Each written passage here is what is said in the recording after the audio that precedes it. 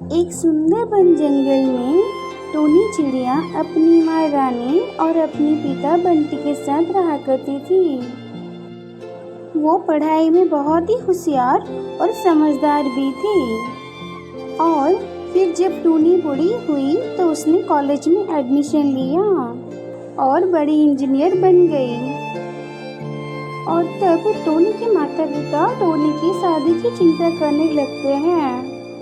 और एक दिन रानी बंटी से कहती है, टोनी के पापा सुनिए, अब हमारी बेटी कितनी बड़ी हो चुकी है, अब हमें इसके लिए रिश्ता देखना होगा। अरे रानी, तू क्यों चिंता करती है? मेरी बेटी इतनी सुंदर है और इतनी बड़ी इंजीनियर है। मैं अपनी फूल जैसी बेटी की शादी किसी ऐरे गहरे से थोड़ी ना करवाऊंगा। मैं एक राजकुमार ढूंढूंगा, राजकुमार। पापा सही तो बोल रहे हैं। मैं तो अभी बहुत छोटी हूँ। मैं अभी शादी नहीं करूँगी। और आपको क्या जल्दी हो रही है मुझे घर से भेजने की? बेटा, अब तो तेरी उम्र है, फिर जब तेरी उम्र निकल जाएगी तो फिर तेरी शादी भी नहीं होगी। और ऐसे ही कुछ महीने गुजर जाते हैं और रानी बंटी से कहती है, ओ मेरे पति परमेश्वर जी, आज मैं आपके लिए बहुत ही अच्छी खुशखबरी लेकर आई हूँ, जिसको सुनते ही आप खुशी से झूम उठोगे। क्या रानी, ऐसे पहेलियां मत बुझा, तू सीधे सीधे बता। ये देखो टोनी के पापा, लड़की की फोटो देखो, कितना हैंडसम है। हाँ रानी, सही बात है, लड़का तो बहुत ही सुंदर है। ये मेरी सहेली सोनी का बेटा है। और जैसे हमारी टोनी कहती थी कि मैं एक इंजीनियर से शादी करूंगी, तो उसका वो सपना भी सच हो जाएगा। लड़का एक बहुत ही बड़ा कंप्यूटर इंजीनियर है। उसने आईआईटी बॉम्बे से पढ़ाई की है और बहुत अच्छा कमाता है। हमारी बेटी वहाँ पर बहुत खुश रहेगी। टोनी के बेटे की शादी रानी की सहेली के बेटे के साथ तय हो जाती है और टोनी की शादी का दिन भी आ जाता है और सब टोनी की शादी की तैयारियों में लग जाते हैं। मन ही मन में टोनी भी बहुत खुश हो रही होती है और बाराती भी आ जाते हैं। थोड़ी देर बाद दूल्हा और दुल्हन मंडप में जाते हैं और शादी स्टार्ट हो जाती है।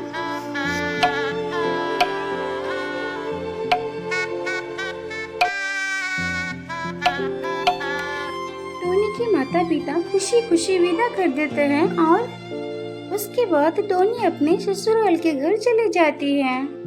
उसके ससुराल वाले टोनी को 10 से 15 दिन तक उसे बहुत खुश रखते हैं। उसके बाद टोनी के ससुराल वाले उसे दहेज मांगना शुरू कर देते हैं।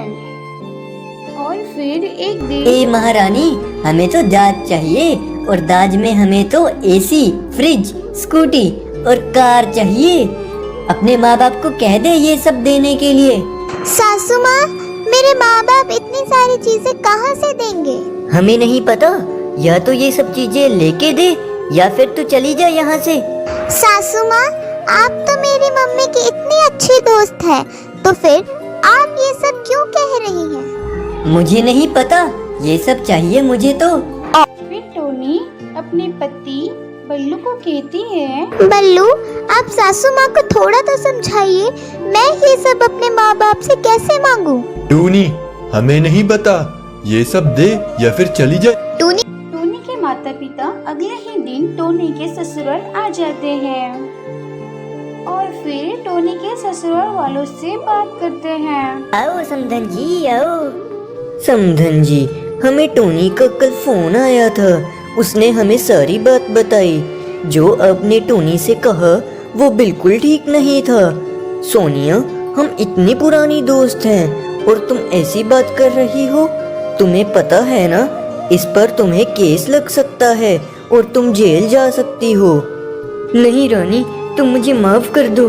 मैं आज के बाद ऐसा कभी नहीं कहूँगी। मैं टोनी को अपनी बेटी ही बना कर रखूंगी। और फिर टोनी की सासू माँ टोनी से प्यार करने लगती है। अब टोनी अपने ससुराल में बहुत खुश रहने लगती है।